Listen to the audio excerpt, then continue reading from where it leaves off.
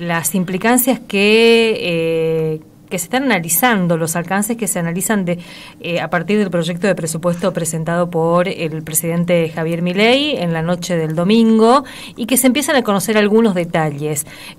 Algunas alarmas que se fueron encendiendo, según cada sector uno mira, aparece ahí la preocupación, aparecen también las comparaciones en relación al presupuesto que está vigente, que es el prorrogado del 2023. Bueno, está en línea para charlar un ratito el decano de la Facultad de Ciencias Económicas de nuestra universidad, Horacio Simes, que un poco nos va a ayudar a mirar también desde nuestra universidad ese proyecto de presupuesto. Horacio, muy buenas tardes, ¿cómo estás? Miguel Riquelme, Alicia Rivas, te saludamos desde la radio de la universidad. Hola, buenas tardes Alicia, buenas tardes Miguel, un saludo a toda la audiencia, gracias por la comunicación y por la posibilidad de charlar respecto a este tema tan importante para nosotros, ¿no? ¿Cómo viste vos y qué podés analizar en relación a nuestra universidad en particular en ese proyecto de presupuesto presentado? Bueno, lo que nosotros podemos observar, como bien lo decía Alicia, respecto a la comparativa del 2023 y los primeros estudios que estamos recibiendo y los análisis que realizamos, es que claramente tenemos una pérdida en valores reales, en términos reales, respecto al 2023, del orden, algunos hablan del orden del 18%. Esto significa una restricción a las actividades que realizamos y una retracción respecto a los recursos que veníamos manejando años pasados, con lo cual el panorama no es tan alentador, pero siempre queda la posibilidad de que a futuro las negociaciones nos permitan incrementar a partir de instrumentos que existen, como son las políticas salariales o los refuerzos presupuestarios al presupuesto que se ha presentado. Ajá. Ahí quería que nos fuéramos un poco, ¿no? Porque habitualmente ese era el camino, ¿no? Decía, bueno, en todo caso se va a llegar a un momento en el que nos sentemos a discutir y habrá un refuerzo presupuestario. No parece ser ese el estilo Milei, digamos, o el estilo Sturzenegger, cuando han colocado como una especie de faro o de única meta a cumplir, porque bueno, el presupuesto no sabemos demasiado, el famoso déficit cero, y la universidad estaría dentro de los elementos a los que hay que disciplinar. Sí, porque hay básicamente un error, yo diría, de análisis de lo que implica la educación. La educación no es un gasto, es una inversión, quizás la más importante que pueda tener una sociedad mirando al futuro. Todos los estudios o muchos estudios indican una dirección una relación positiva entre el crecimiento de las sociedades en términos del PBI per cápita y el aumento en la inversión en educación. Lamentablemente nuestro gobierno no tiene una mirada coincidente con esto, y esto nos lleva a incorporar dentro del famoso déficit cero, que además ahí ya podemos discutir otra cuestión estrictamente económica, de si el déficit cero es realmente algo apreciado por las sociedades, y las sociedades no deberían o no funcionan adecuadamente también con el mínimo déficit. Nadie habla de un déficit demasiado abrumador, pero con mínimos déficit la mayoría de los países del mundo funcionan, con lo cual hay bastantes discusiones doctrinarias que se pueden dar en esta dirección. Lo que nosotros vemos en el campo universitario es que definitivamente somos parte del ajuste como gran parte de la administración pública nacional. Horacio, una de las cosas que dijo el presidente, y ya generó también mucha polémica, es que para este presupuesto hay que ajustar más, y apuntó a las provincias, a los municipios, claro, y obviamente a todos los organismos del Estado, incluido la universidad. ¿Qué margen tiene el sistema universitario, nuestra universidad, para una nueva fase del ajuste que prevé Milei? ¿Qué implicancias tendría?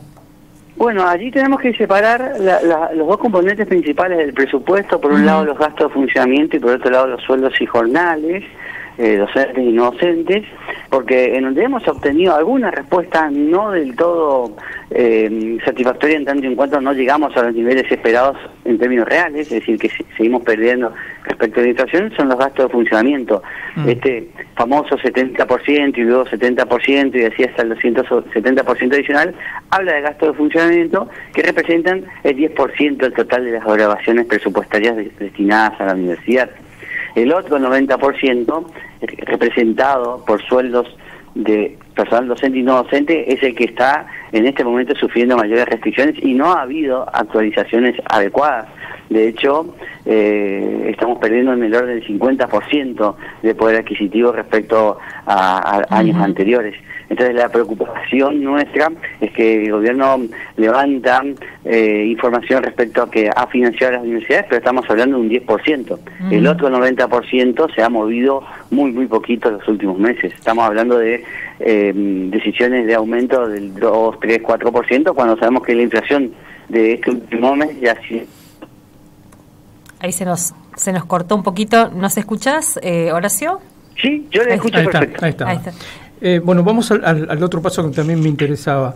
En el discurso del presidente de la Nación, que duró escasos minutos en comparación con las 4 horas que recuerdo, yo soy una persona mayor, el discurso de Alfonsín cuando presentó el presupuesto, en el discurso del presidente Milei solo se habló de ajuste, digamos, siguiendo un poco esta línea de análisis.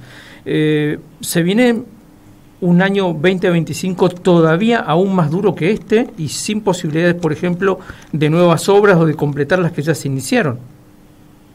Bueno, pero una vez más, Miguel y Alicia, esto parte de un análisis teórico doctrinario de la escuela que sigue el presidente o del mismo, en tanto en cuanto considera que todo peso que el Estado deja de gastar es un peso que fluye hacia el sector privado. Y la verdad que esta es una discusión que ya la dio la economía mundial hace 90 años, en la época de Keynes, y justamente lo que Keynes decía, y los economistas post-keynesianos hoy lo reconocen, es que el Estado sale a gastar cuando el privado no gasta, porque las fluctuaciones o la ciclicidad de la economía afecta al privado y el Estado puede ir contra el ciclo.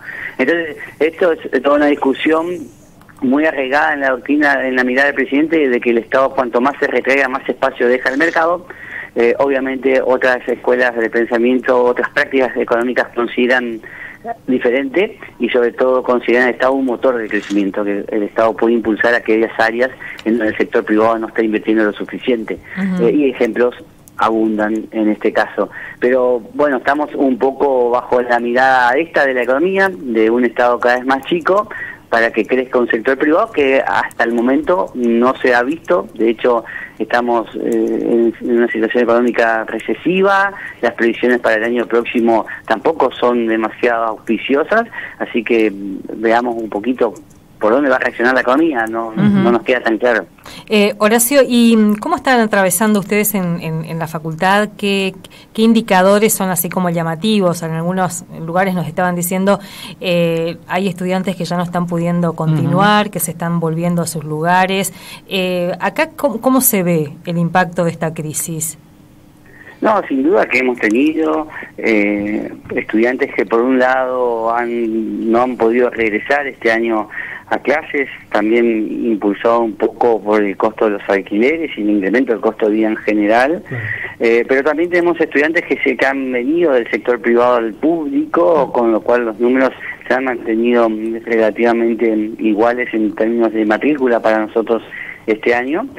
También, a su vez, nosotros hemos incorporado algunas estrategias de retención. Por ejemplo, estamos teniendo ya el ciclo del 4º y 5º año de las carreras en un formato híbrido. Ya tenemos 2 carreras totalmente híbridas, de manera que los estudiantes puedan estudiar desde sus lugares de residencia sin enfrentar un costo de alquiler o un costo de vida adicional al gasto familiar. Así que estamos de alguna manera enfrentando con las herramientas que tenemos a nuestro alcance la situación para tratar de sostener a la mayor cantidad de estudiantes dentro del sistema universitario. Ese es un poco el desafío, Horacio, es decir, agudizar todo lo que se pueda el ingenio y reutilizar herramientas, resignificar herramientas para retener y para mantener a los pibes dentro del sistema.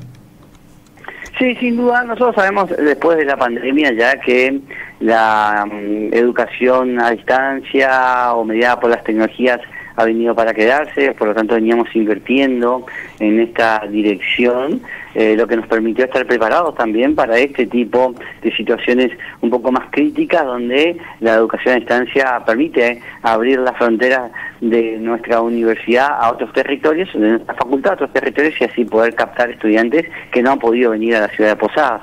Así que es una combinación de una trayectoria que viene dándose en el mundo y que con la pandemia se impulsó en una situación de crisis que nos permite de alguna manera atenderla.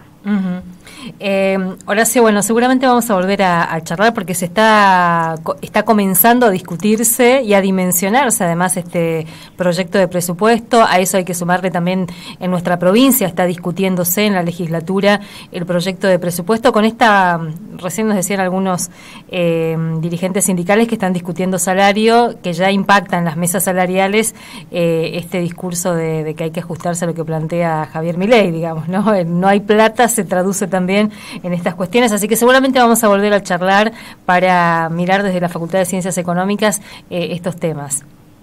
Sí, sin duda, gracias Alicia y Miguel por la comunicación. Sin duda hay mucho para seguir analizando, porque cuando se habla de ajuste se piensa en ajustar el gasto, pero el presupuesto es una combinación de dos partidas, ingreso y gasto. También se puede pensar aumentar el ingreso a través de aumentos progresivos a quienes todavía pueden afrontarlo. Recordemos que el gobierno nacional redujo un impuesto a los bienes personales, que es a las personas que más tienen, y por otro lado achica el gasto en sectores sociales, o mejor dicho, sector público, en términos generales. Entonces, realmente hay mucho para seguir analizando la situación, mucho para discutir y repensar. No, y además es interesante esto que planteas porque hay medidas que además impactan fuertemente si uno piensa, por ejemplo, en nuestra provincia o nuestra región, en nuestras economías regionales, y ahí no lo estamos tal vez dimensionando, problematizando con las herramientas que puedan aportarse desde, en este caso, las ciencias económicas también. Así que te vamos a volver a llamar, ¿te parece? Bueno, sí, con todo gusto. Muchas gracias por la comunicación. Que tengan una excelente tarde. Muchas gracias.